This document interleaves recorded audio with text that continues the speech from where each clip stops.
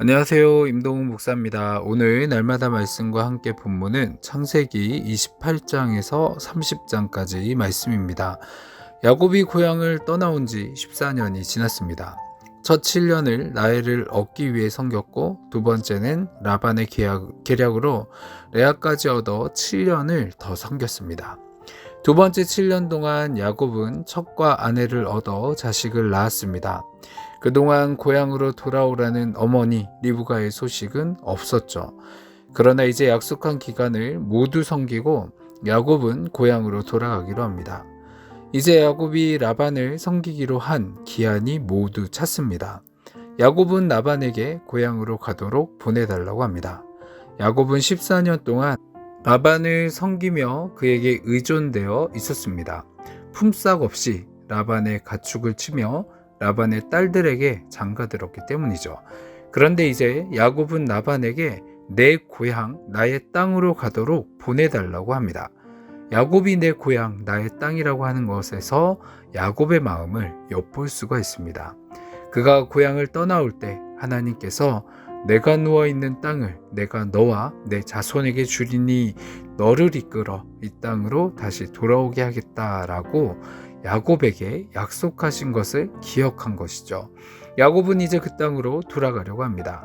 그런데 문제는 야곱이 자유롭게 자기의 고향으로 돌아갈 수 없는 처지였다라는 겁니다.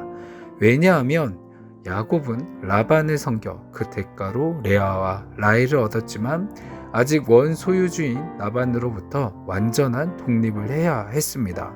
야곱은 자신이 얼마나 계약을 성실하게 이행했는지 누구보다 라반이 잘 안다고 말합니다. 라반 또한 대답하기를 여호와께서 너로 말미암아 내게 복을 주신 줄을 내가 깨달았다라고 합니다. 우상을 섬기는 라반이 이렇게 말할 수 있는 이유는 야곱이 여호와를 섬기는 사람이라는 것을 알았기 때문일 겁니다. 실제로 야곱으로 인해 라반의 소유가 많아졌기 때문에 라반은 눈에 보이는 그 사실을 부인할 수 없었죠. 그 사실을 이용해 야곱에게 마치 자신이 약자로서 자비를 구하는 듯이 야곱의 선량한 양심을 이용하려고 듭니다. 야곱은 위대한 업적을 이룬 신앙인도 아니고 그렇다고 세속적인 인물도 아니었으며 그의 말년의 고백처럼 온몸으로 인생의 풍파를 맞아낸 현실 속의 신앙인이었을 뿐입니다. 우리는 탁월한 신앙적인 삶을 살지 못하더라도 현실 속에서 삶의 지향점을 어디에 두고 있어야 하는가 라는 것을 야곱을 통해 배울 수가 있습니다. 그리고 그는 또 한 번 신앙과 현실 사이에 헤매고 있습니다. 야곱은 지금 이대로 라반과 계약이 끝난다면 야곱은 가족과 함께 고향으로 갈 수 없게 되는 처지에 놓여지게 될 겁니다. 그렇기 때문에 야곱에게는 가족을 이끌고 고향으로 돌아갈 방안이 필요했죠. 만일 라반이 제안하는 것처럼 노동자의 품삯을 받게 되면 대가족을 이끌고 돌아가는 것이 현실적으로 어렵게 됩니다. 야곱이 마주한 현실은 라반이라는 간사한 인물로 인해 더욱 험난했고 마치 자신이 뿌려놓은 덫에 빠져든 것 같은 좌절스러운 상황이기도 합니다. 이때 야곱은 라반의 양과 염소 중에 아롱지고 점 있는 것을 품삯으로 받겠다라고 합니다. 이것들은 정상적이지 않은 것이죠. 그 나름대로 고향으로 돌아가기 위해 할 수 있는 자신의 모든 꾀를 쓰고 있는 것을 볼 수 있습니다. 야곱도 라반 못지않게 간사한 사람이라 할 수 있고 또한 그가 여호와를 얼마나 신뢰했는지도 드러나지 않습니다. 다만 그가 보여주는 것은 그가 처한 현실 속에서 여호와께서 언약하신 땅을 삶의 지향점으로 삼고 있다는 겁니다. 땅을 주셔서 민족을 이루고 그와 그 자손으로 모든 민족이 복을 얻게 하시겠다는 여호와의 언약이 있는 그 땅으로 가길 원하고 있다라는 것이죠. 자기 때에 이루어지지 않더라도 자기의 시신이 그곳에 장사되기까지 그는 그 언약의 땅을 바라며 살았습니다. 그렇다면 우리는 어디를 향하여 무엇을 지향하며 살아가고 있습니까?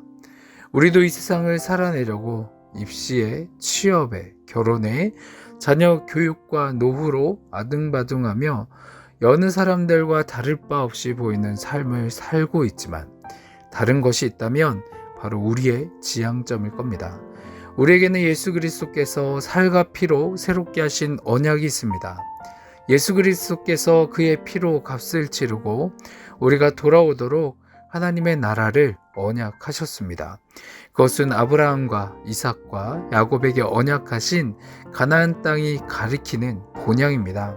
하나님께서 주신 말씀은 그러한 삶을 지향하고 살아가는 사람들의 발의 등불이 되어집니다. 그렇기에 우리는 주님의 말씀을 더욱 묵상하시고 이 현실 속에 부르짖으며 눈을 들어 그 본향을 바라보고 살아가는 오늘 하루 되기를 소망합니다. 아멘. 기도하겠습니다. 사랑이 많으신 하나님 아버지 감사합니다. 우리가 야곱의 삶을 돌아보며 그의 삶의 지향점이 바로 하나님께서 언약하신 땅으로 돌아가는 것을 삼아 그 인생을 살아간 것처럼 우리의 인생 역시도 때로는 계획대로 이루어지지 않고 현실을 헤치고 나가기가 버거워 막막할 때가 있지만 우리의 삶의 지향점을 잊지 않게 하시고 오직 예수 그리스도를 목표 삼아 살아가게 하여 주옵소서.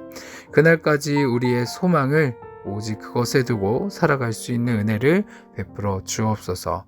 예수님의 이름으로 기도합니다. 아멘.